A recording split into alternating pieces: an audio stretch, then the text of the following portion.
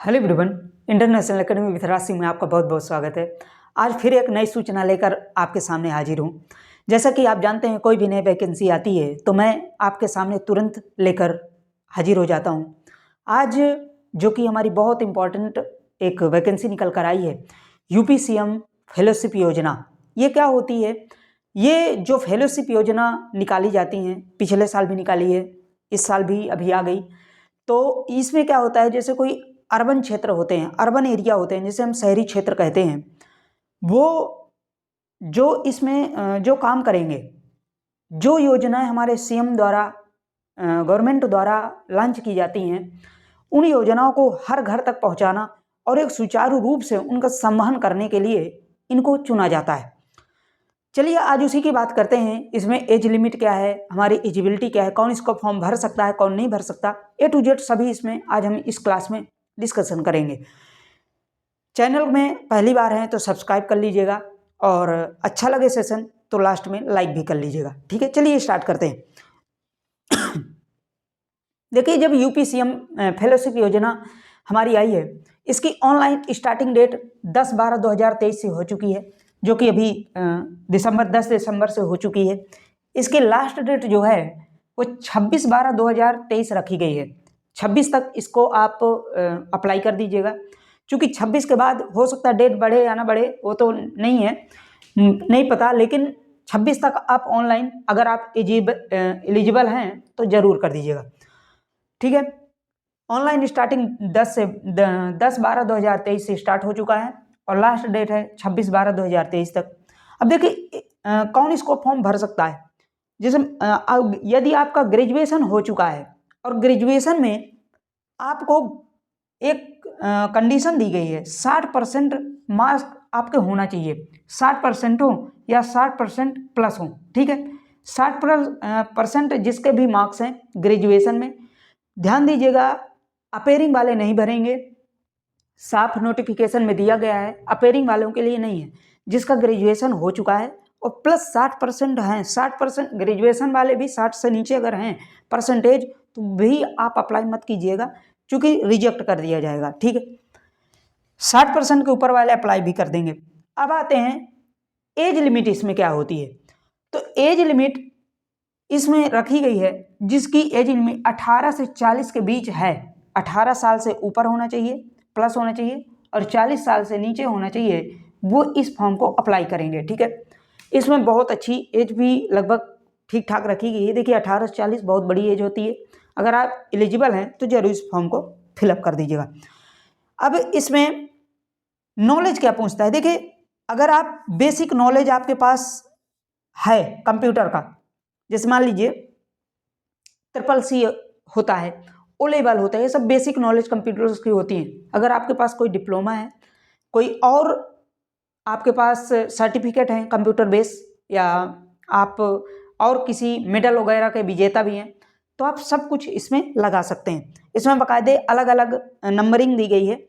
उसमें नोटिफिकेशन में, डिस्क्रिप्शन में मैं पूरा नोटिफिकेशन दे दिया हूँ, उसमें आप जाकर पढ़ लीजिएगा। ठीक है, बेसिक नॉलेज में आप होना चाहिए। साथ में आप सबके विचार में ये आता है कि जब हम इसमें सिलेक्ट हो जाएंगे, मान लीजिए, तो सिलेक्शन इसकी प्रोसेस क्या होती है, सिलेक्शन इसकी प्रोसेस क्या होगी, सबसे पहले ये देखते हैं। तो देखिए, जब सिलेक्शन प्रोसेस इसकी क्या होगी, सिलेक्शन प्रोसेस, तो देखिए सिलेक्शन प्रोसेस इसमें मेन है इंटरव्यू। इंटरव्यू के तहत आपका सिलेक्शन होगा। जैसे जब आप फॉर्म भरेंगे, उसमें 300 से 500 के बीच एक वर्ड लिखा जाएगा। जब आप फॉर्म भरेंगे तो एक डिस्क्रिप्शन के रूप में उसमें 300 से 500 के बीच में वर्ड लिखे जाएंगे, उसी के हिसाब से आपका इंटरव्यू होगा। उसको ध्यानपूर्वक पढ़िएगा। अभी मैं आगे चल के उसको भी बताता हूँ कैसे कैसे उसको उसमें क्या क्या लिखना है और कैसे उसको फिलअप करना है। ठीक है, इसका जो सिलेक्शन होगा इंटरव्यू के बेस पे होगा। साथ में जब आपका सिलेक्शन हो जाता है तो सबके एक विचार आता है कि इसमें सैलरी क्या होगी, सैलरी। तो देखिए, इसमें जब आप सिलेक्ट हो जाते हैं, मान लीजिए अपने एरिया में, तो इसमें 30,000 से 40,000 तक आपको सैलरी मिलने वाली है। ठीक है, 30,000 से 40,000 तक बहुत अच्छी खासी सैलरी भी है। इसमें देखिए आपके लोकल एरिया में आपको काम करने का मौका मिलेगा। साथ में आपको एक डिजिटल के रूप में काम करना होगा।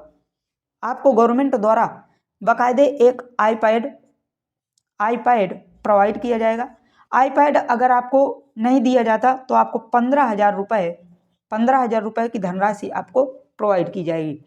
तो आप ये समझ सकते हैं कि बेसिकली डिजिटल की दुनिया में जैसे हमारी गवर्नमेंट चाहती है कि डिजिटल इंडिया हमारी बने, इसी को देखते हुए ये सब योजनाएं। देखिए अब डिजिटल के रूप में आईपैड के रूप में भी आपको काम करने का अवसर भी मिलेगा, गांव में रहकर अवसर मिलेगा। साथ में मैं आपको बता दूं, अगर आप सिलेक्ट होते हैं, फॉर्म तभी भरिएगा, मान लीजिए आप किसी की तैयारी कर रहे हैं तो फॉर्म तभी भरिएगा कि 1 साल तक, उसके बाद आपको छुट्टी नहीं मिलेगी। अगर आप रिजाइन भी देना चाहेंगे तो रिजाइन आप नहीं दे सकते हैं। इसमें बाकायदे कंडीशन भी लिखी गई है नोटिफिकेशन में, जाकर एक बार नोटिफिकेशन जरूर पढ़ लीजिएगा, ठीक है। अब चलिए मैं आगे बात करता हूँ। जब आप फॉर्म भरेंगे तो 300 से 500 वर्ड 500 के बीच जो वर्ड लिखना है आपको उसमें लिखना क्या है, ठीक है। इसी में सबसे ज़्यादा प्रॉब्लम्स होती है, ये तो सभी लोग कर लेते हैं। और जो आपको 300 से 500 वर्ड लिखना है तो आपको लिखना क्या क्या है। सबसे पहले जब आप उसमें लिखेंगे तो सबसे पहले आप लिखेंगे इंट्रोडक्शन। क्या लिखेंगे? इंट्रोडक्शन, ठीक है, इंट्रोडक्शन। आप सबसे पहले इंट्रोडक्शन देंगे। इसी प्रकार से पहले आप एक डालिएगा, इंट्रोडक्शन लिखेगा, मेरा नाम XY है, मैं XY गांव का रहने वाला हूँ, मेरे पिताजी फार्मर्स हैं, माताजी हाउस वाइफ हैं, जो भी मतलब एक गृहिणी हैं, जो भी मतलब आप जैसे आप लिख सकते हैं, जो भी आपके बैकग्राउंड में है, इंट्रोडक्शन अपना देंगे। इसके बाद दूसरे नंबर पे आप डालेंगे एजुकेशन, अपना जो एजुकेशन होगा, एजुकेशन के बारे में, एजुकेशन बैकग्राउंड, ठीक है। एजुकेशन बैकग्राउंड में आप क्या लिखेंगे? मान लीजिए आप अभी ग्रेजुएशन कर चुके हैं, ग्रेजुएशन किए हैं, तो आप ग्रेजुएशन, मैं इस यूनिवर्सिटी से ग्रेजुएशन किया हूँ और मेरे ग्रेजुएशन में इतने परसेंट मार्क्स थे, मेरे विषय ये थे, जो भी आपके सब्जेक्ट रहे हों। ग्रेजुएशन आप किसी भी सब्जेक्ट से किए हों ये मायने नहीं रखेगा। आप मैथ हों, आर्ट हों, कॉमर्स हों, जो भी आप सब्जेक्ट लिए हों, अपना बैकग्राउंड एजुकेशन में आप दीजिएगा। देखिए आप ग्रेजुएटेड हैं तो मुझे तो आशा है कि ये सब आप नॉर्मल चीज़ें कर लेंगे। तीसरा जो टॉपिक आता है, तीसरा जो इसमें बिंदु आता है, पॉइंट आता है, वो आता है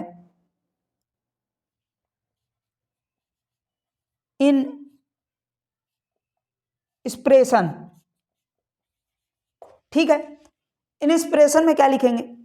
जैसे मान लीजिए आप आखिर ये मतलब किस मोटिवेशन से इस नौकरी को करना चाहते हैं, ठीक है। कहें कि इसमें आप आकर्षण क्यों है, इस वैकेंसी को लेकर आपका आकर्षण क्या है, क्यों आखिरकार इसमें आना ही चाहते हैं, ठीक है। इसमें आप लिखेंगे। बाकायदे मैं अपने डिस्क्रिप्शन में दे दिया हूँ, अगर आप नहीं ये सब लिख पा रहे हैं तो डिस्क्रिप्शन में मेरे जाकर उसको कॉपी करिएगा और छाप दीजिएगा, थोड़ा बहुत पढ़ भी लीजिएगा, बाकायदे उसको छाप दीजिएगा। जो भी आपकी एलिजिबिलिटी है मैं पूरा उसमें लिख दिया हूँ, ठीक है। इंग्लिश में लिखा है, आप हिंदी में चाहते हैं तो ट्रांसलेट करके आप हिंदी में भी लिख सकते हैं, ठीक है, इसको लिख दीजिए। चौथा जो आता है आपका, चौथा जो पॉइंट आता है, इधर लिखता हूं, चौथा जो आता है वो आता है कैरियर गोल, कैरियर गोल। अब देखिए इसमें अगर आप जाना चाहते हैं तो कैरियर आपका गोल क्या है, मतलब कैरियर आपका जो लक्ष्य है वो क्या है, मतलब आप क्यों करना चाहते हैं, आखिर ये आप किस लक्ष्य को लेकर इस वैकेंसी को करना चाहते हैं, मतलब जॉब को करना चाहते हैं, ठीक है। इस टॉपिक को आपको इस टॉपिक में भी लिख देना है, चौथे टाइप में। और लास्ट में आपको पांचवा टाइप जो देना है वो देना है कंक्लूजन, निष्कर्ष। लास्ट में आप निष्कर्ष क्या देंगे? मैं जो भी आप कर सकते हैं, जैसे मान लीजिए वहाँ पे गांव पे हैं या किसी शहर पे आपको वैकेंसी अप्लाई कर दिया गया है, तो आप लिखेंगे कि मैं बहुत ईमानदारी से करूँगा और एक संकल्प के तहत जो भी हमारी माननीय गवर्नमेंट द्वारा हमारी जो योजनाएं आएंगी उसको मैं बहुत ईमानदारी और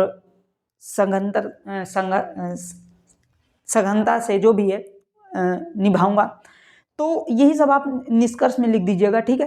ये सब आप 5 पॉइंट में, सबसे पहले इंट्रोडक्शन, इसके बाद एजुकेशन बैकग्राउंड, फिर इंस्पिरेशन, और चौथा है करियर गोल, और पांचवा है कंक्लूजन। 5 टॉपिक में आप 300 से 500 वर्ड के बीच में लिखेंगे, ठीक है। ये वैकेंसी बेसिकली कई लोग पूछ रहे हैं कि ये परमानेंट है कि एक मतलब संविदा बेस पे है या अस्थायी है, स्थायी है, जो भी है। लेकिन मैं आपको एक क्लियर कर दूं कि अभी इसमें कुछ भी नहीं दिया गया है कि परमानेंट है। इसको अभी इस उद्देश्य में रखा गया है कि वास्तव में इसमें ऐसे ऐसे स्टूडेंट्स होते हैं। मैं एक बात बता दूं, बहुत से ऐसे नेट, JRF, बहुत से ऐसे स्टूडेंट्स हैं, लड़के हैं, जो कि बहुत सी रिसर्च करने के बाद घर में बैठे हुए हैं। तो अगर इस जॉब के तहत वो जाते हैं और गवर्नमेंट को बताते हैं कि मतलब आपको ये करना चाहिए, मतलब आपको एक अच्छी तरीके से गवर्नमेंट को अगर आप सचेत कर पा रहे हैं कि वास्तव में ये कमी है इस गांव पे, ये यहाँ पे साइंटिस्ट के रूप में, साइंटिफिक रीजन के रूप में ये होना चाहिए, ये बनना चाहिए। तो देखिए बहुत से ऐसे पढ़ लिख कर घर में बैठे हैं, तो इसलिए ये योजना को लाई गई है। हो सकता है बाद में ये परमानेंट भी हो जाए, इसके लिए अभी नोटिफिकेशन में नहीं कहा गया कुछ भी, तो अभी तो अस्थायी ही है। लेकिन आगे चल के जो भी सूचनाएं होंगी मैं आपको जरूर बता दूंगा, ठीक है। फॉर्म फीस लास्ट में बता दूं, कोई फीस इसमें नहीं आपको लगने वाली, 0 रुपये फीस है, इजीली आप भर दीजिएगा, ठीक है। ये आपके, और कोई अगर आपको कोई अगर कन्फ्यूजन अगर आपको पॉइंट लगे तो आप कमेंट में ज़रूर बताइएगा, और साथ में डिस्क्रिप्शन में ये सब मैं पूरा प्रोवाइड कर दूंगा, तो आप वहाँ से भी जाकर ऑनलाइन आप कर सकते हैं, ठीक है। और आज की सूचना यहीं तक थी। अच्छा सेशन लगा हो तो सब्सक्राइब कर लीजिएगा, ताकि आप तक पूरी वैकेंसी की नोटिफिकेशन आप तक पहुँच सकें, ठीक है। यहीं पे आज समाप्त करते हैं। Okay, thank you so much.